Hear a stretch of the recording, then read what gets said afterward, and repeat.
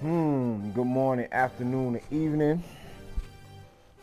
Whatever time you're tuning into this broadcast, this is Ishues, Coach Ish, whatever you want to call me. Back with another video. Let's talk some boxing. All right, let's talk about the sad demise of Adrien Broner. You know, it's funny to me that like I don't know. I ain't gonna go into that. Anyway, so Adrien Broner just lost to Blair Cobb this weekend. This is actually the second time I'm making this video. I made this video Sunday morning, and I don't know what happened to it, so I gotta record this video.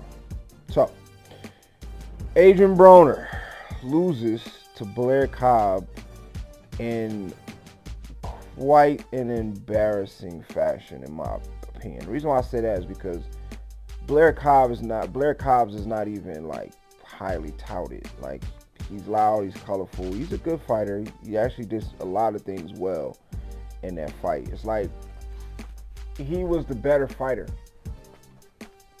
You know what I'm saying? Point blank period. And the thing about Adrien Broner's career, now that we're looking at the end of his career, we are looking at the end of his career right now, right? And now that we have gotten to the end of his career has been a cautionary tale. You know what I'm saying? It's been a cautionary tale from the standpoint of, like, Adrien Broner started out his career mimicking Floyd Mayweather. And now, at the end of his career, he didn't take anything of significance from Floyd Mayweather. He didn't take anything of significance. What I mean by that is that he used to fight in the Philly shell, right? Actually, his is more like this. Floyd's is more like that, right? Shoulder protecting the face. He didn't fight in the same Philly shell that Floyd fought in. He fought in a Philly shell that looked like Floyd's. And it worked for a while. I'm not even going to say the style worked. The gimmick worked. Because for a long time, he was able to get money because people considered him to be the next Floyd Mayweather. And it was a lot of it because of the style, the flashiness. It's like he mimicked all of the wrong things from Floyd. Okay? First of all, Floyd didn't even adopt the Philly shell style until the second half of his career, when he started to become more defensive. At first, he was more offensive. Then he became more defensive, and he started employing the Philly shell, right? Which is, as I was teaching I got a video of me teaching my students this. It's closed. Everything is closed up behind the shoulder. And when the shot comes, shoulder rolls. And as you can see, you can't see nothing but my eye. Everything else is closed. This side of the face is protected with this hand. And this shoulder protects most of the face. Right? Adrien Broner's used to be like this. As you can see, everything is open. Okay? To the untrained eye, don't look that much different, but Adrien Broner's used to be like that. And he used to get hit a lot. And so he didn't take anything of significance. Why? Because and the thing about the shoulder roll and the Philly shell, it's not really that hard to, if you got the time to really hone in on it, it's not really that hard to learn. It's not that hard to learn. And Floyd Mayweather is not the only fighter that's done it. He's just got popular with it. There's been a lot of fighters throughout history that's fought in that style. Why am I talking about the Philly shell? Because Broner didn't use it. And if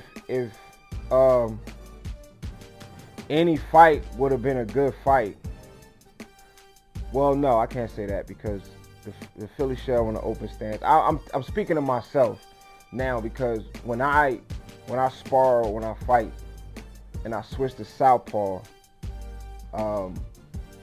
I switch to a Philly shell in southpaw, right? Because I'm trying to keep them from landing over the shoulder. So I'm here.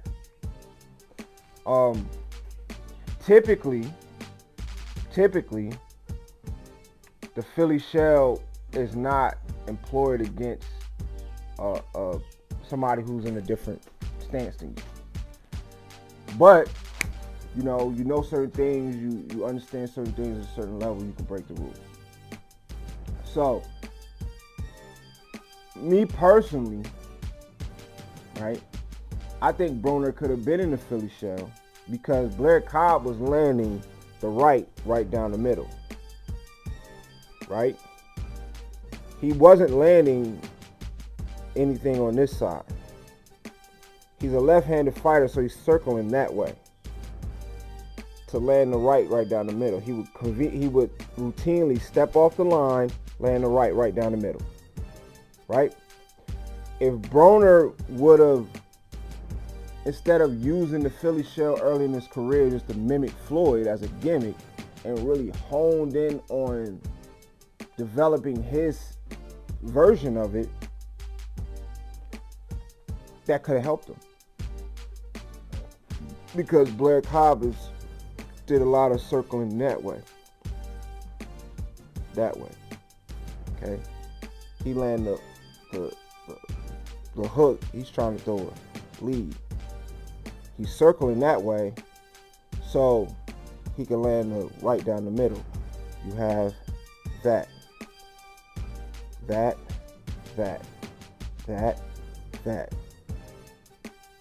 Right? And then back here. Pop. Okay? He didn't do none of that. What he did was fight in a high guard. He fought in a high guard. And then the thing about Adrien Broner is, if you look at him, he fights in a high guard with his shoulders square. To the right, to the left. Right? He's here. His shoulders are square. And because his shoulders are square and he throws shoulder punches. A lot of people don't understand what I'm talking about. I might as well be speaking Russian to some people. But he throws shoulder punches. What I mean by that is when you watch that fight and watch every time he threw the left hook. When he threw the left hook, the shoulder came out this way and then it hinged in like this. He was doing this. Every time he threw the hook, it was here, here, It would come out first and then go in. And he didn't hit Blair Cobb many times with that left hook because it's easy to see, especially if you're square. That's easy to see. And he was either setting it up off the jab, right? There was very little times, and I watched this fight twice, and I was looking for it. There's very little times when he did it correctly, which is 2, and then the hook just turns over. You don't have to flare the hook out, right? If you're throwing punches with your waist instead of your shoulders, you turn it with your shoulder. And the best setup for a left hook is a right cross, and you turn your body, and then turn the hook over. That's basic. But the problem with Adrien Broner is that he spent too much time on the flash and pizzazz, you know what I mean? And not enough time on the basics. And that's what I mean by he didn't take anything of significance to Floyd from Floyd. he took the flashy attitude, but that was a gimmick for Floyd to sell fights. He took he was fighting in the Philly shell, which wasn't that effective because he just didn't spend enough time perfecting it. Because if he'd have spent enough time perfecting it, it will be perfected at this moment, and it will serve him the same way it served Floyd, which is, I didn't adopt the Philly shell until I got older, because it allows you to be defensive while you pretty much sitting in the pocket. You ain't got to do a whole bunch of foot movement to employ the Philly shell. You can pretty much stand in front of somebody, and you know, if you got good reflexes and a good understanding of the Philly shell, what's supposed to go where and do what against what, then it could make your job easier in the ring. So for somebody who, like Adrien Broner, who's past his prime, who struggled with being overweight and, you know, fitness issues and all this other stuff, it could have helped him, especially since Blair Cobb was circling to his left. Blair Cobb is a left-handed fighter, so Blair Cobb was doing a good job of maintaining lead foot dominance. But that's another thing about, you know, just fundamentals of the game. You know, looking at Adrien Broner now, and I said this a long time ago, like when people was, oh, he's the next Floyd Mayweather, when he was still 135. I was like, I don't see it. I don't know what y'all say. I've never seen it. I've always liked Adrien Broner because I think he's a colorful character and he's good for the sport and he's entertaining. Kind of remind me of my little brothers. So, and my little brothers are big on Adrien Broner. Or was. But, you know, as a fighter, the biggest thing that you're supposed to take from Floyd is hard work and dedication. And that's what he didn't take. He didn't take the hard work and dedication. So he's been disrespecting the sport for a long time now. What I mean by disrespecting the sport, Paulie Malignaggi said it best in the lead up to their fight. He said to Broner, he said, you're not special. He said, you're not special. You've been given titles, but they're guys like you in every gym. That's what he told Broner in their lead up. And now when you look at him now, you know, see, once your ability is gone, then it shows how good of a boxer you are, or basketball player, right? A good representation of this is Roy Jones Jr. versus Bernard Hopkins. When Roy Jones Jr. fought Bernard Hopkins the first time, he beat Bernard Hopkins because he was a freak athlete. He was very talented, right? His ability. Once both of their abilities faded and they rematched, Bernard Hopkins beat Roy Jones easily. Because Bernard Hopkins, because he started late as a professional, he focused more on the fundamentals of the game, the fundamentals of boxing. He was a better boxer. So Adrien Broner did not take the time to become a better boxer like Floyd did. Floyd Mayweather is the tale of two Floyds.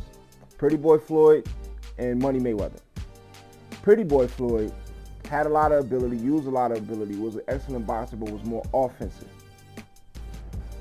Money Mayweather, because he was trying to protect his biggest asset, which is himself and his brand, and his hands were brittle at this time, he was more defensive. And being more defensive, he was pot-shotting a lot, throwing one or two punches at a time, not a lot of combinations. Pretty Boy Floyd used to put the combinations together. Adrien Broner adopted Money Mayweather's style. And the one thing that he did take away from that became his detriment, which is just pot-shotting. But the thing about it, when Floyd pot-shots, is because somebody's throwing a combination, they might throw 4 or 5 punches, pop, pop, pop. He catching all of them, none of them hit him, and then he return fire with something clean. Broner is getting hit and only returning fire with 1 or 2 shots. The lead hook flares out, easy to see. Blair was either rolling it or pulling it, but it wasn't landing, not at a consistent clip. When he throw his right hand, he just stick it out, right? Watch the fight. There's very little waist turn. You know what I'm saying? There's very little waist turn. So a lot of times, even when he was landing the right, you know, it wasn't doing no damage. It wasn't doing no damage. So I can't even say Adrien Broner forgot how to. It looked like he forgot how to box, because I mean, he could have won that fight. He should have won that fight. His experience alone, like Adrien Broner has almost 300 amateur fights and close to somewhere in the 40 range, if I'm not mistaken, pro fights. That's Blair Cobb is what, 16 fights? You don't even have 20 fights yet. You know what I'm saying? So Adrien Broner, and that's what I thought Adrien Broner was going to win the fight just on experience alone. You know what I'm saying? But he went in there and looked old and shot. And the thing about it is, he's not even that old. I don't even think he's 40 yet. So, you know, like, Adrien Broner looked worse than Floyd Mayweather. I made another video about this before the fight. I never published the video, but in the video I was saying, you know, if Adrien Broner beats Blair Cobb, shit, him and Floyd Mayweather would be a good fight. They both passed their prime, this, that, whatever. Now, because I think Floyd Mayweather would beat, right now, Floyd Mayweather would beat Blair Cobb. Right now, he would beat Blair Cobb. Because Blair Cobb's made a lot of mistakes too. But I mean, he did a lot of things right. He was going up and down with the jab. He was stepping over to his right, over the lead foot of Broner's, over Broner's left lead foot. So he was establishing lead foot dominance, and that's how he was landing that left down the middle. He step off the line to the right, boom, left down the middle. And Broner didn't have no answers for that. And that's crazy. How do you not have no answers for that after all this time? And you being trained by, you know, the great Calvin Ford. I mean, they was training him, tanking him. So, you know what I mean? So I seen, you know, the Calvin Ford video. He was praising Broner and saying you shouldn't hold your head, and he's right. You shouldn't hold your head, but in a sense, kind of you should, for real, like, because you weren't supposed to lose that fight. You wasn't supposed to lose. Not in the way you lost. You lost. I mean, it ain't no question. You saying you didn't really lose is crazy, because it ain't no question that you lost that fight. Ain't no question. It ain't no question at all. You know what I'm saying? You avoided getting your ass whooped for the most part. There was parts in the fight where you was getting your ass whooped, but there was no part of that fight where I was looking at it and like, oh, Adrien is winning. No, he wasn't. He's doing one punch at a time. Defense is suspect. He's square. Both shoulders are square. He's in a high guard, which is the first thing you learn in boxing. You know what I'm saying? He don't have good, you know, his hand, you know. You know, when Floyd fights in a high guard, when you look at Floyd fighting in a high guard against, it was one of them exhibition fights, I can't remember. But he would stick his hands out. He wouldn't have them here. He would have them here. And what he was doing in here was disrupting the punch lanes. He was clogging up the punch lanes. He was just clogging up the punch lanes. So no punches were getting through. Every time a punch come, he deflected. He send it elsewhere. Right? This is the punch lanes. And this just clogs up the punch lanes. Right? Who was that? It wasn't John Gotti III. It was it might have been John Gotti III. One of them Jones. But you know, when you look at Floyd in his older years, you'll see certain improvements that he's made to himself, even though he's had a perfect career, record-wise, 50 and up. You know what I'm saying? Adrien Broner didn't do the same thing. So as a result, he's a cautionary tale, man. Like, you know, and this is a dude who, you know, right now is he's going out broke. I mean, it used to be Adrien Broner, AB, about billions and all this money, flushing money down the toilet, and you know what I'm saying? You know, just stupid antics, wasting money, throwing money in the air, you know, like then flushing 20s down the toilet. Yeah, just a bunch of stuff. Now he's about to go out broke. He's about to go out bad.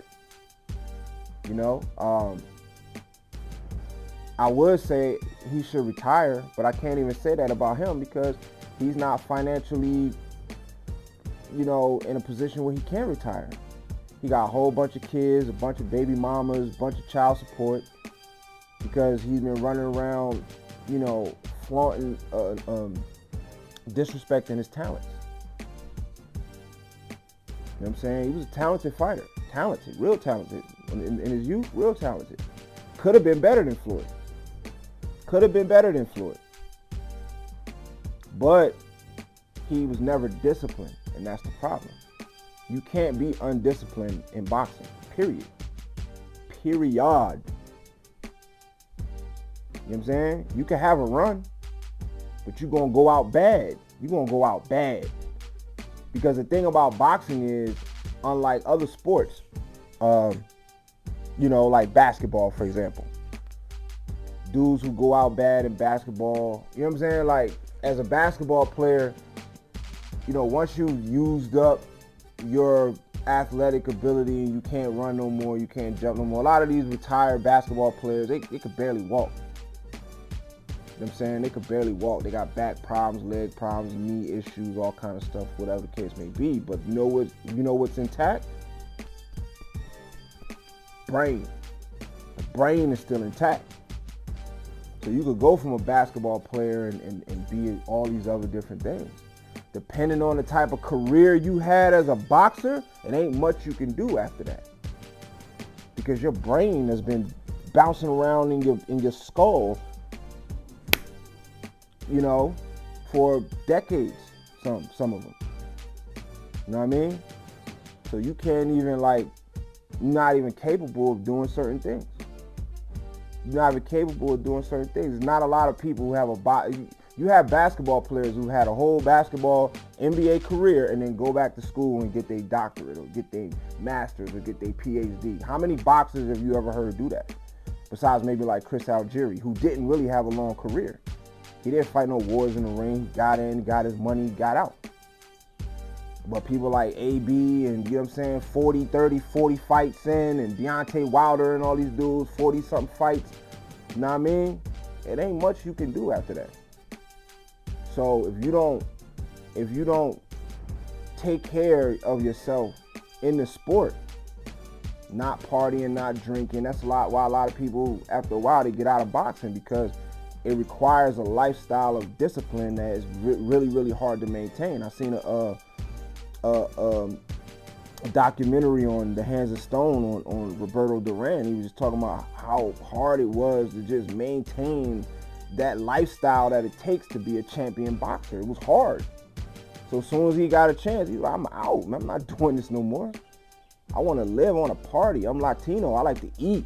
You know what I'm saying? And drink beer and, you know what I mean? Eat decadent food and all that. Like, that's, you know what I'm saying? I grew up poor with nothing. Like, I want to enjoy my, you know what I'm saying, success. And you can't enjoy success the way we enjoy our success and be a champion boxer. It doesn't work that way. And that's what Adrien Broner didn't understand. You know what I'm saying? And where there was one point where he could have been better than Floyd Mayweather. He was actually set up to be the heir apparent to Floyd. Gervonta Davis was not supposed to be bigger than Adrien Broner. At no point. Gervonta Davis is not even as charismatic as Adrien Broner. So Adrien Broner had everything set up for him to eclipse Floyd. He could have really been that guy. But he didn't take the sport serious. He didn't take it serious. And it showed against Blair Cobbs, where he's in there looking like a novice, point blank. Can't throw the hooks correctly. He's standing right in front of his opponent. The commentators are saying it. And one of the female, I don't even know who she was, she was, you know, he's standing right in front of him. You're standing right in front of him. You're not trying to find no angles, nothing.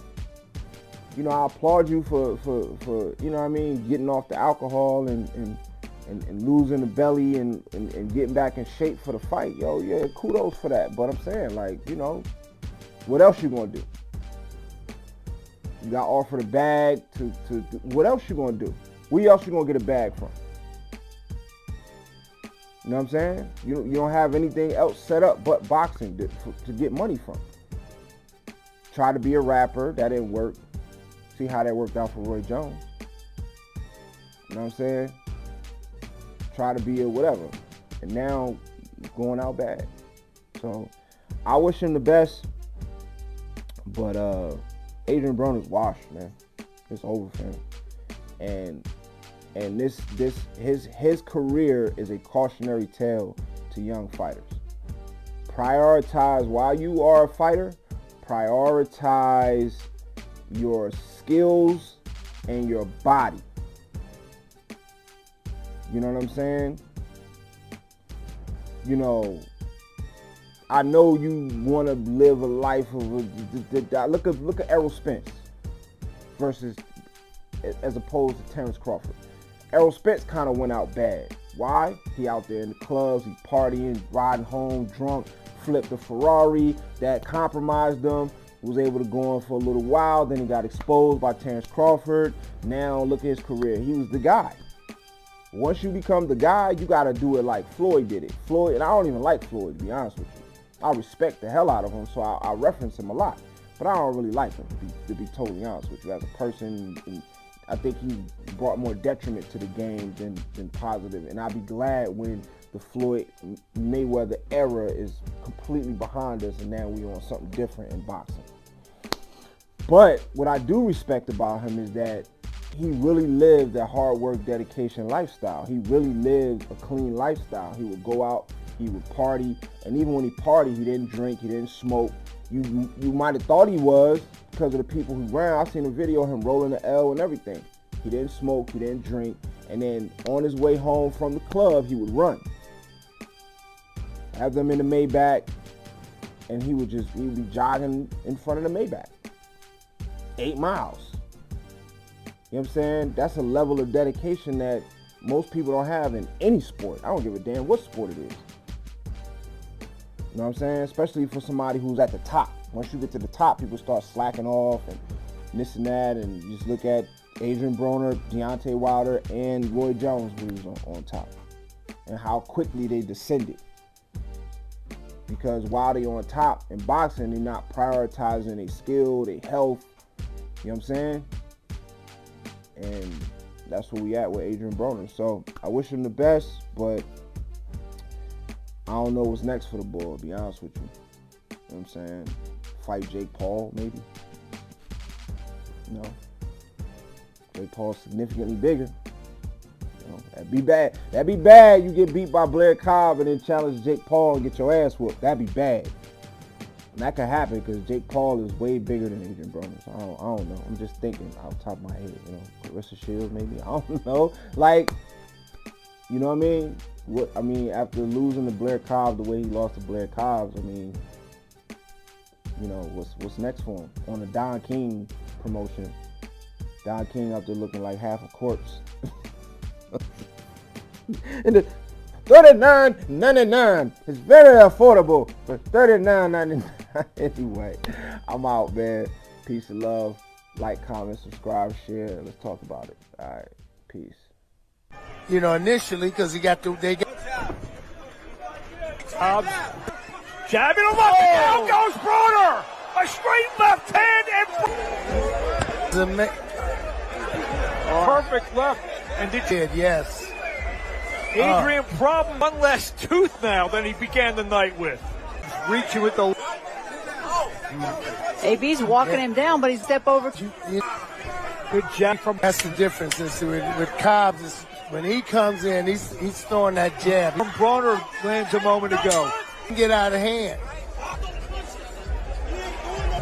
See, this is in the Cobbs is able, again, he's starting up, keeping the exact distance that's good for Broner just set switch cams. You switch acting up in his face. how to turn the tide, gain any momentum. Right. 3 jabs in the face of Broner. Chance of AB. Well, he certainly has a much as that. When they fight, how they fight, where they Cork, fight. he's trying to uncork. Broner tries to agree with Chris. You got to turn this thing around like right. You already got an extra round. Here's right hand. Jab. Uppercut. With the left and lands a good left again.